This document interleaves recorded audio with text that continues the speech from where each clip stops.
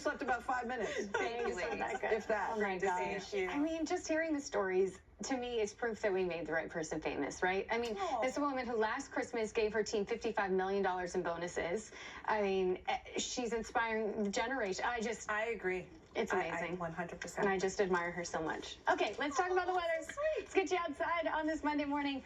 It is cloudy, but this is a cool live look outside of One World Trade. Temperature sitting at 50 right now in Central Park. A little milder out there, but as soon as the rain hits, we will see those temperatures kind of cap out for the day. 46 in Bridgeport, 40 in Poughkeepsie and Sussex, 51 down the shore for Belmar. This is what we really want to see, though, right? The radar. And we are starting to see the showers sneak into our western neighborhoods here. It's fairly spotty at the onset before the steady stuff shows up about an hour following. So Orange County starting to see some pockets of maybe slightly steadier rain here just north of Monroe. We're seeing that. Ulster County seeing it. The steady rain is starting to slide into portions of Sullivan County. We're seeing the steadier rain now in Hunterdon and Warren counties moving to Sussex. This is fairly light at the onset. But again, we have plenty more where that came from, right? So once these steady showers begin, we will see them for several hours through this afternoon and evening. But let's time out when they arrive to your neighborhood, right? Again, our western areas, it's imminent, really in the next hour or so.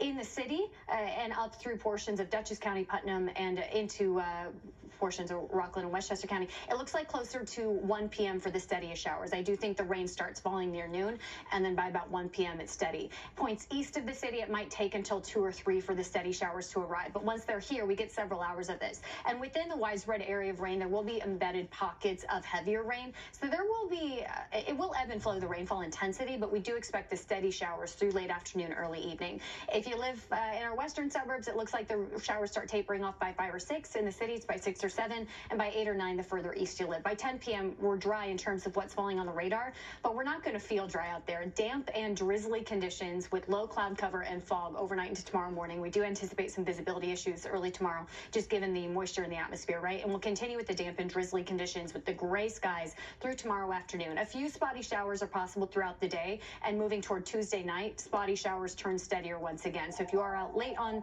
Tuesday, you'll want the umbrella. Then Wednesday, this is really the main event here. This is where we're going to see the pockets of heavier rain and the really gusty wind. So it's actually an AccuWeather alert day on Wednesday because of the wet and windy conditions. Behind this round is when we get the much colder air, and we'll clear out the skies for Thursday. This first round of rain coming today, this afternoon and evening, we expect a total between about 1/4 of an inch and 1/2 of an inch. So it is wet, but not necessarily flooding rain. It's the second push on Wednesday that could produce some localized flooding because our rainfall expectations are between an inch or 2 for a majority of the tri-state area. That, when it falls so quickly, can lead to some flooding issues. But again, we are still dealing with drought conditions for a lot of the area, so it is great news to have rain on the way. It's just going to make for a pretty wet and windy and not all that pleasant Wednesday. Today, the showers are on their way. Again, in the next couple of hours, we'll see that the steady rain continues through late afternoon, early evening, and then tapers off late tonight. But again, we're not going to read it as dry because it stays damp and drizzly. Our temperatures overnight fall to the 30s and 40s. It'll be mild because of that cloud cover locks in the warmth. And then tomorrow, damp and drizzly, that continues. Highs in the low 50s.